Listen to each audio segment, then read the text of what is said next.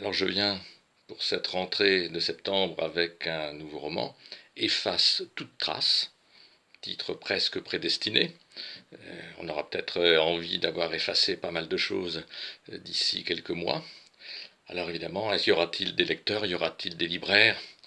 Toute la question est là, mais allons-y.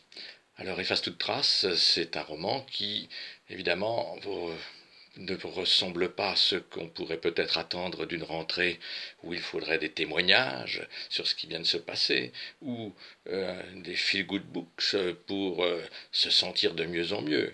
Évidemment, moi, je ne suis ni dans cette catégorie ni dans cette autre. Alors, qu'est-ce que c'est Efface toute trace. C'est une sorte de roman policier sans en être un, mais quand même, c'est assez étonnant. Et je croyais m'être inscrit dans quelque chose de très lointain par rapport à l'actualité, puis en y regardant de plus près, c'est extrêmement troublant. Pourquoi? Parce que les événements qui se produisent dans le livre au départ, c'est une série de disparitions avec la situation mondiale, c'est-à-dire ça se passe, pour commencer, en Chine, et oui, à Hong Kong, c'est la Chine. Première disparition suspecte, deuxième rapidement, c'est New York, et on continue Paris, Londres, etc. Qu'est-ce que ça signifie d'un seul coup? Une série contagieuse de morts comme ça. Alors évidemment, ne cherche pas trop dans chaque pays à faire le lien entre toutes ces disparitions. Il y a des gens qui ont compris que les 6 disparus étaient des collectionneurs d'art et ils ont tous peur, tous les autres collectionneurs d'art, de la contagion. Que font-ils? Eh bien, ils vont chercher un expert. Les experts, en ce moment, on en a bien besoin.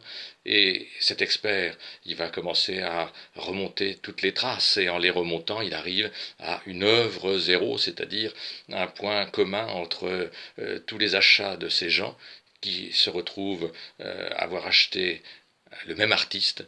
Alors cet artiste, évidemment, il faut le retrouver, il est anonyme, il se cache. Qui est-il exactement?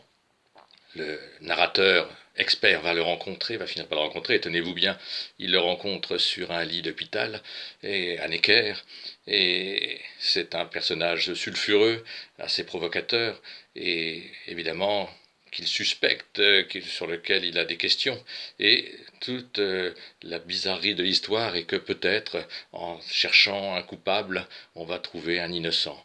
Alors évidemment, ça remet en cause beaucoup de ces points de vue, de nos points de vue, de nos réflexions, et qu'est-ce que nous sommes en train de faire en ce moment, sinon revenir sur tous nos points de vue anciens, et c'est un récit qui est un petit peu aussi une remise en cause de tous nos points de vue. Alors, vous voyez, c'est une sorte d'enquête policière, et puis c'est aussi, d'un seul coup, une autre enquête, une enquête un peu plus métaphysique, ou un peu plus mondiale aussi, globale, et tout en étant une histoire singulière d'un individu, d'un artiste qui s'appelle tout simplement JV. On ne sait pas ce que c'est, on ne sait pas où il y va, mais il y va.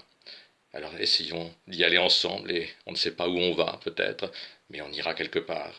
Je compte sur vous.